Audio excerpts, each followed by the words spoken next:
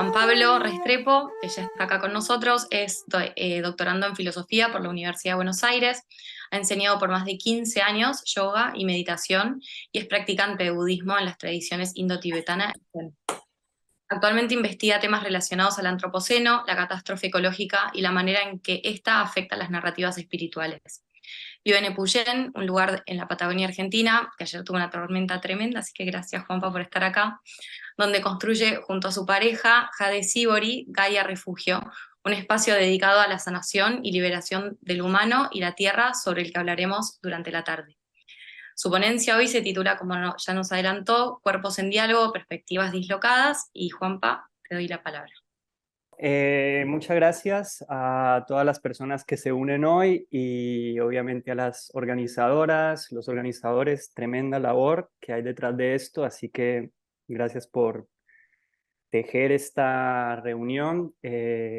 Y nada, bueno, tuve una travesía muy fuerte porque justo en Epuyén, el lugar donde vivo, había tormenta, se fue la luz, yo vivo del otro lado del lago, tuve que cruzar el lago, así que ahorita estoy en un lugar que se llama Bolsón, en un coworking afortunadamente que estaba abierto, así que bueno, acá estamos. Entonces voy a compartir pantalla y voy a presentar, díganme si se ve bien, si se ve Sí, la te está viendo presentación. perfecto.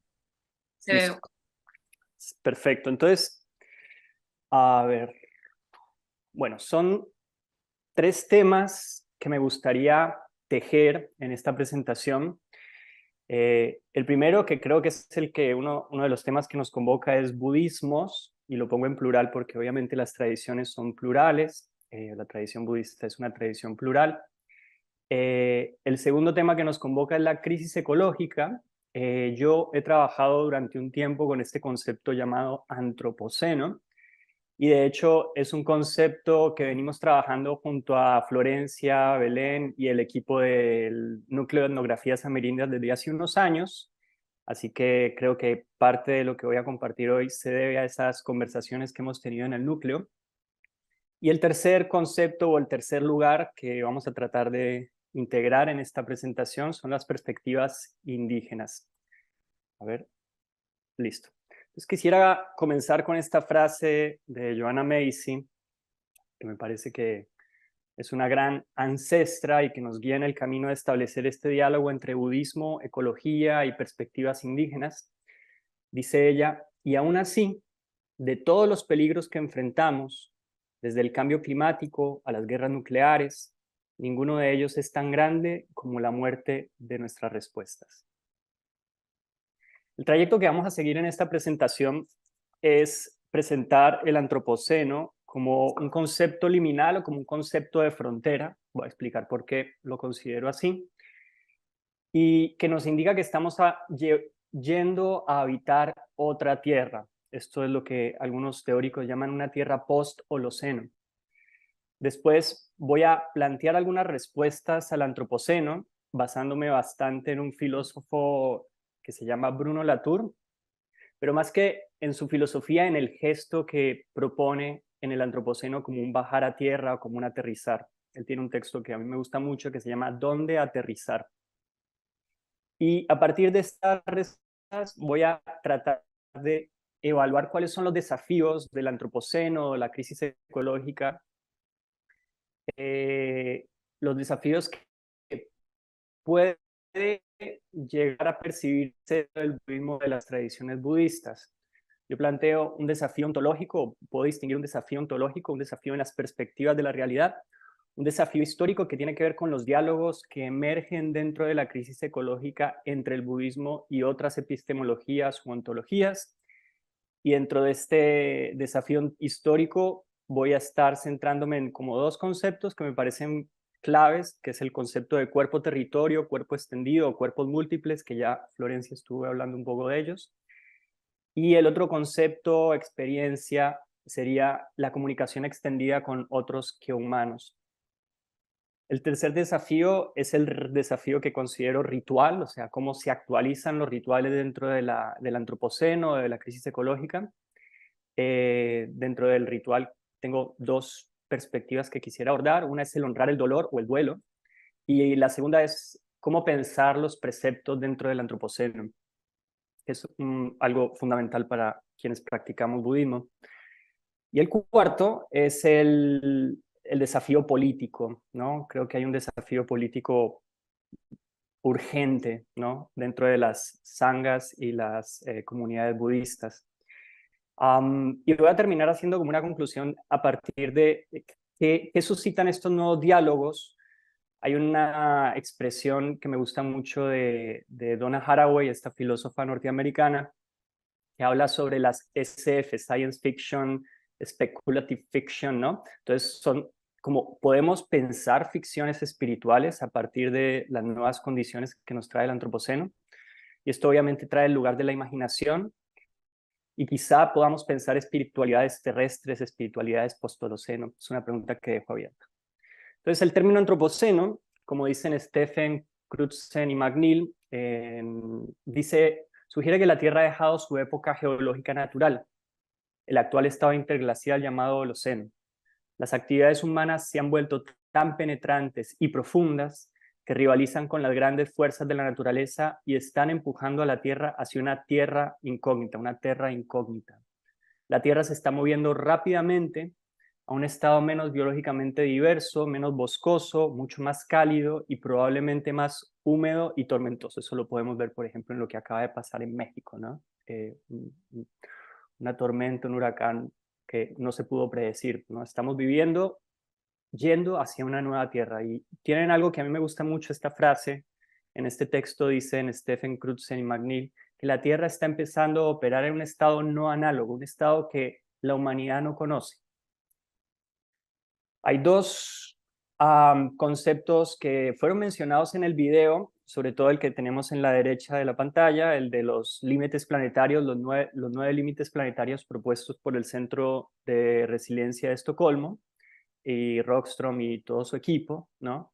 Y veíamos, si pueden volver a ver el video y quieren enterarse de eso, está buenísimo, el video, precioso video además, que se dio en la introducción, pero ya vemos que hay 6 límites planetarios que han sido transgredidos, ¿no? Este es un artículo de 2023. Cuando empezaron a mencionarse estos límites planetarios, se mencionaban 3 límites planetarios creo que este artículo en su primera edición fue en 2009, si no estoy mal, el primer artículo sobre los límites planetarios de Rockstrom. Ahora en 2023 tenemos 6 límites planetarios transgredidos que nos llevan a una zona que estos autores científicos del sistema Tierra llaman no segura.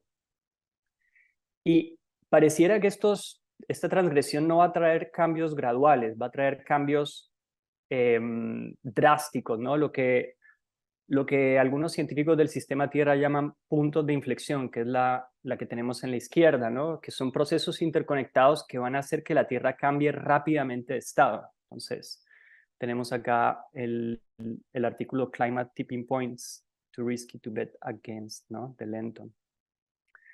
El antropoceno se ha considerado desde varias ópticas y perspectivas, ¿no? Y una de las más recurrentes ha sido denominar el antropoceno también como la gran aceleración, y se han dado estos cuadros de cómo a partir de mitad del siglo XX hay un disparo tanto en el consumo y en las tendencias socioeconómicas como en las tendencias del sistema Tierra, ¿no? Podemos ver, por ejemplo, cómo el dióxido de carbono se dispara, la concentración de dióxido de carbono se dispara a partir de 1950 y todos los otros indicadores, lo cual nos quiere decir que el antropoceno, entendido como un cambio drástico en la manera como funciona el sistema Tierra, se puede comprender desde mediados del siglo XX. Y este es un gráfico que aparece en un artículo que se llama Las trayectorias del antropoceno, en donde se muestra hacia dónde nos podríamos estar dirigiendo con el antropoceno, esto que ellos llaman Hot House Earth, ¿no? Es un artículo que es retomado por una historiadora llamada Julie Adeney Thomas, donde ella habla de la necesidad de encontrar narrativas que desvíen esta tendencia o esta trayectoria, o sea, qué narrativas nos pueden ayudar para desviar la trayectoria de la Tierra hacia una tierra caliente o hacia una tierra invernadero. ¿Cuáles son las narrativas que nos pueden acompañar, ¿no? en este cambio de trayectoria hacia el cual estamos yendo? Así que bueno, tenemos este lugar liminal, ¿no? Y esta nueva tierra, y como les decía, para mí ha sido una gran inspiración el trabajo de Joanna Macy. Escribió un artículo Joanna Macy en una revista llamada Emergence Magazine, llamado Entering the Bardo, ¿no? Entrando en el bardo, tomando este concepto de la tradición tibetana.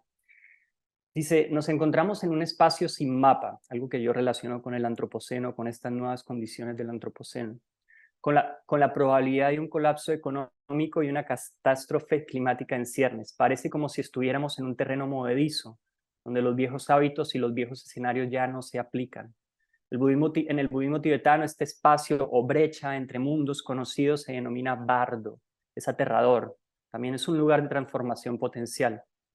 Cuando nos atrevemos a enfrentarnos a las crueles realidades sociales y ecológicas a las que hemos estado acostumbrados, nace el coraje y se liberan poderes en nuestro interior para reimaginar e incluso quizás algún día reconstruir un mundo.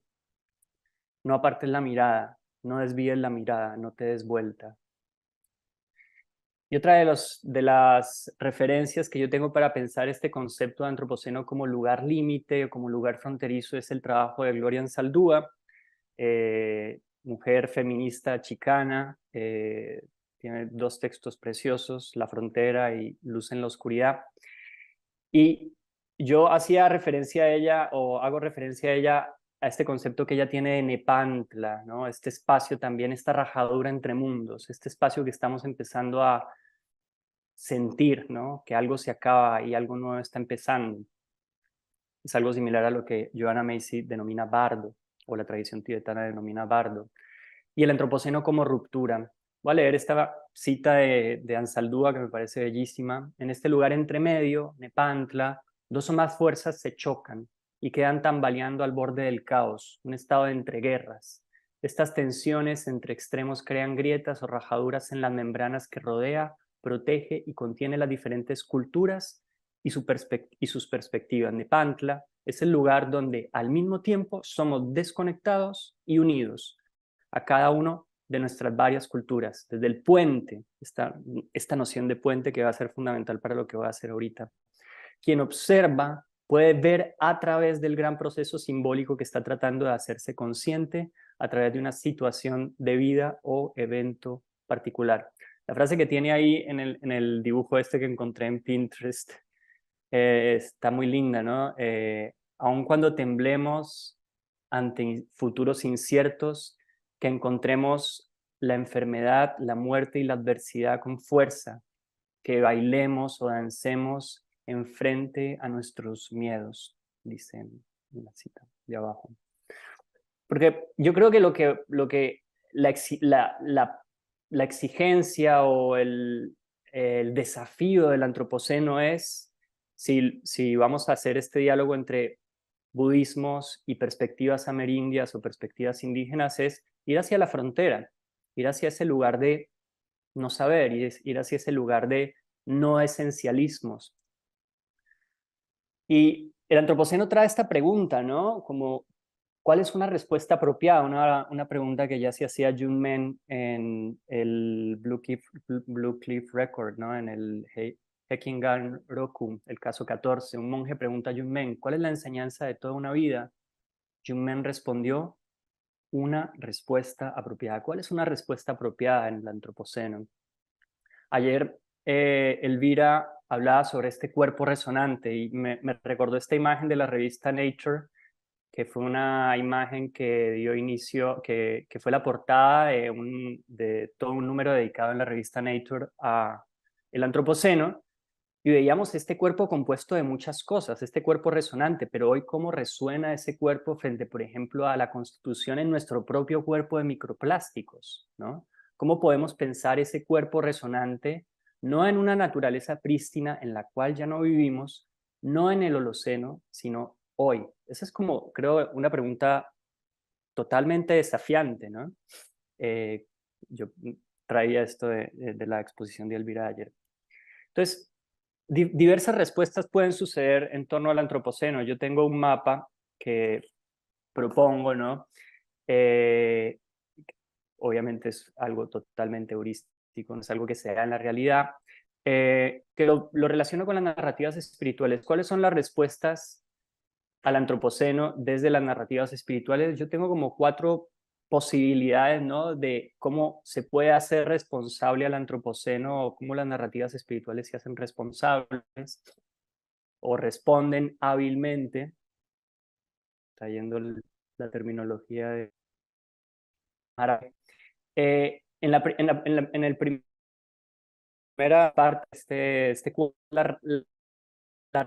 de las tradiciones de alcance mundial, en la cual yo incluyo el budismo, ¿no? No sé si quizás no voy a elaborarlo, pero la tradición axial, tomando la propuesta de Jaspers, es este momento histórico donde emergen las grandes tradiciones espirituales de la humanidad, ¿no? El budismo, el jainismo, el hinduismo, etcétera, etcétera. El judaísmo. Y creo que lo que está haciendo el antropoceno en estas tradiciones es revisar ese lugar de la trascendencia última, ¿no? Lo tenemos, por ejemplo, en la encíclica Laudato Si, en propuestas como de Macy o Loy, en propuestas obviamente como la de Gary Snyder, pero también tenemos que las narrativas indígenas empiezan a tener un otro lugar, ¿no? Un otro lugar que ya no es periférico, y lo vemos con autores y líderes como David Copenagua, que por ejemplo es invitado a diversas reuniones climáticas mundiales, ¿no? Del panel de la ONU, perdón. Tenemos una indígena mapuche, Moira Millán, trayendo nuevos conceptos como terricidio, del cual voy a hablar un poco. Tenemos la difusión de las ideas de Krenak.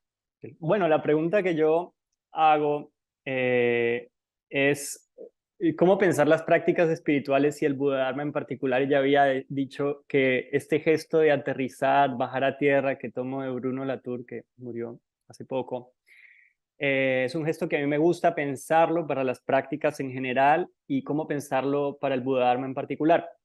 Voy a leer un poquito lo que tengo acá.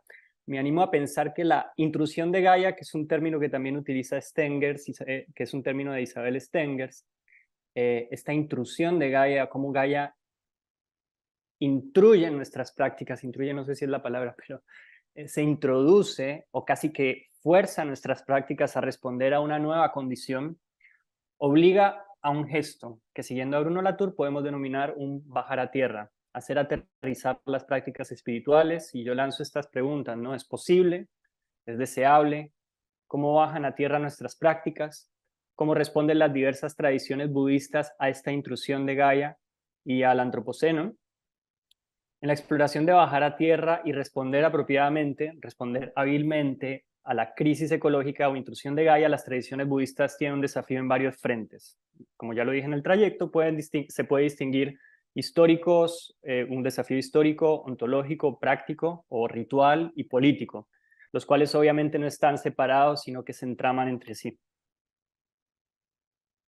Ahí se está escuchando, Belén. ¿Estamos bien? Se está pasando perfecto, sí, sí, se lee perfecto. Listo, Y se te perfecto. escucha bien. Cualquier cosa me avisas. Avísame cuando Dale. me queden 5 minutos, que perdí registro del tiempo, entonces así voy cerrando. El desafío ontológico requiere Perdón, Juan, la porque revisión. estamos en tiempo. ¿Cómo? Estamos bastante en tiempo porque en estos minutos que fuimos perdiendo, la próxima ponencia empieza y 50. Es decir, Listo, ya más bien que listo. vayas apuntando a cerrar, así queda un ratito para charlar y hacer preguntas. Dale. Ah, o sea, voy cerrando ya. Sí, sí, porque tenemos 10 minutos, Listo. 11. Listo. Entonces, el desafío ontológico tiene que ver con la revisión de los presupuestos dualistas y axiales que antes mencionaba. Y uno de los conceptos fundamentales que yo veo que ha sido revisado en el budismo es este concepto de interrelación, interdependencia, pratitya samutpada, ¿no? Que se ha transformado desde el budismo temprano hacia una nueva perspectiva en lo que podemos llamar ecobudismo, ¿no? Y entonces uno puede pensar, eso es legítimo. Y aquí la propuesta de McMahon me parece interesante, donde dice que la reconfiguración de la doctrina tradicional en respuesta a las circunstancias históricas novedosas es la norma. El texto de doctrina, por lo tanto, no es un punto de referencia estático, y me gusta mucho esta propuesta de hibridez para poder asumir el desafío del antropoceno. El desafío histórico justamente tiene que ver con los diálogos en que el budismo ha emergido en Occidente. McMahon, en el texto La construcción del budismo moderno, habla como de 3 fuerzas morales que han configurado el budismo en Occidente: el monoteísmo occidental, el racionalismo científico y el expresivismo romántico. Pero mi pregunta es, ¿se pueden pensar otros diálogos de cara a la crisis ecológica y al antropoceno?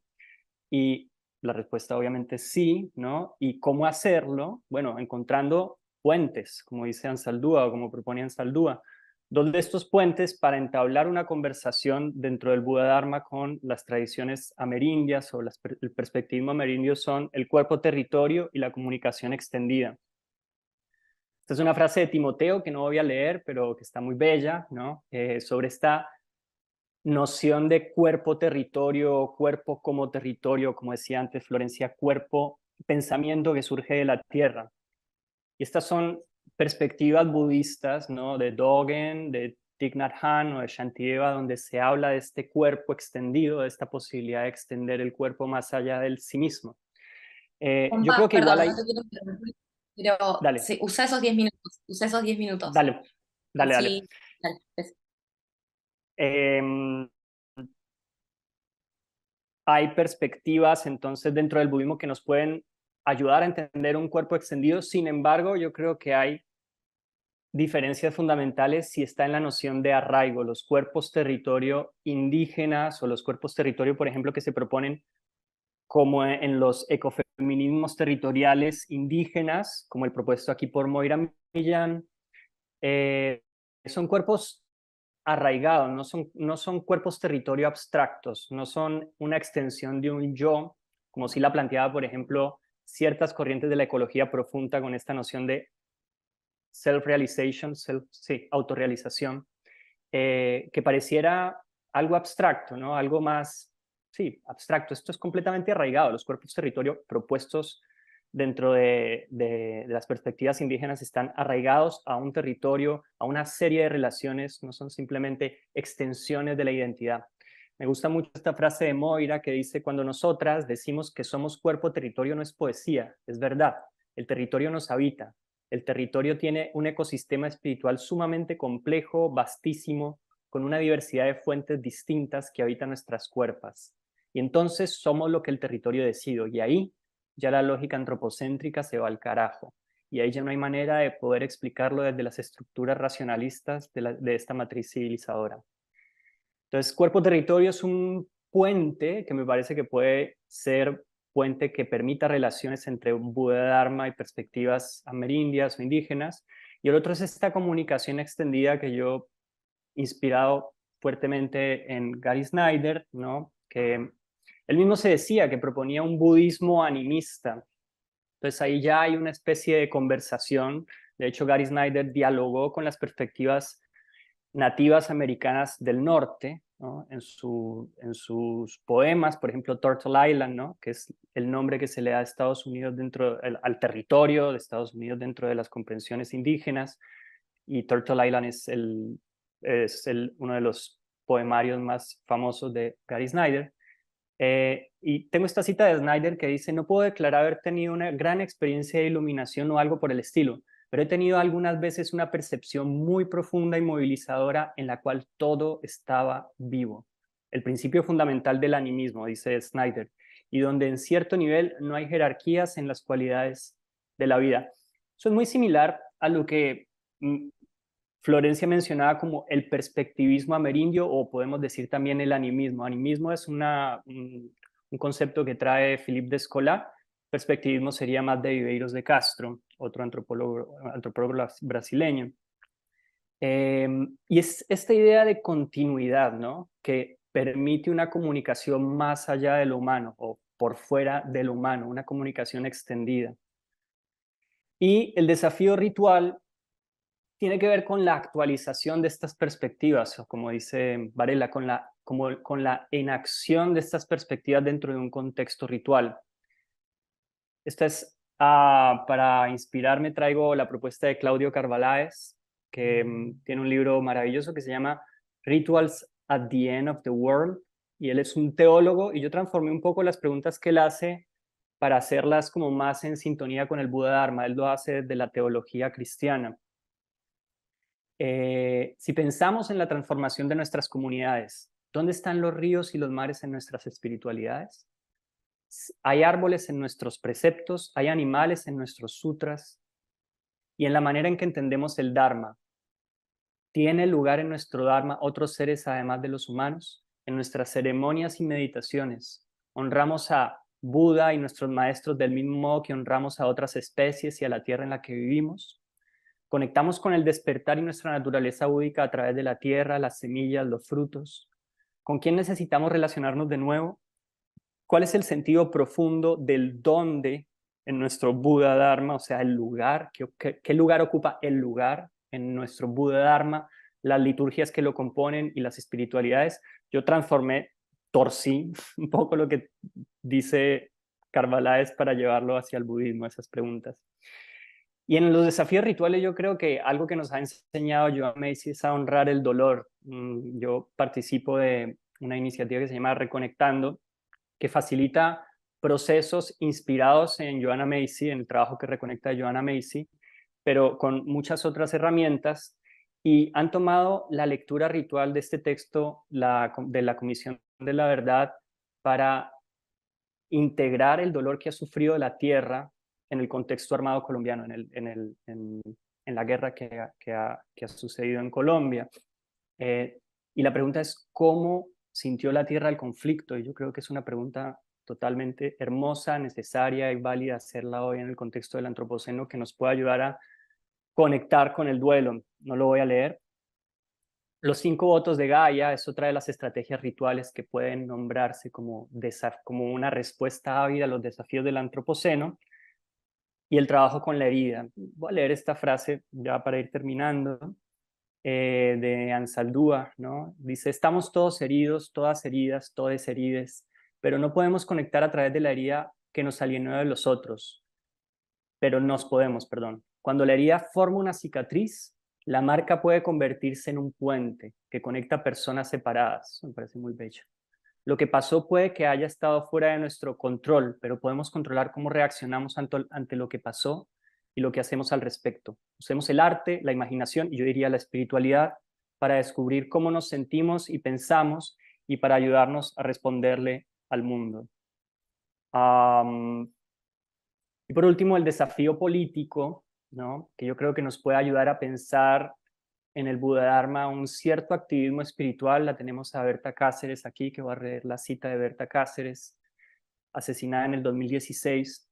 Nuestra vida espiritual está vinculada a los bosques y unida al agua. Somos una comunidad que regala sonrisas, un pueblo fuerte y aguerrido. Luchamos contra el proyecto de Aguasarca desde una postura de no violencia, esgrimiendo el derecho a la justicia y al agua y demandando el respeto y la dignidad del pueblo lenca. Tener en cuenta que cuando hablamos en Latinoamérica sobre espiritualidad y sobre defensa de los territorios, no podemos desconocer que Latinoamérica es la zona donde más se asesinan líderes ambientales en el mundo, ¿no? Acá tengo una cita.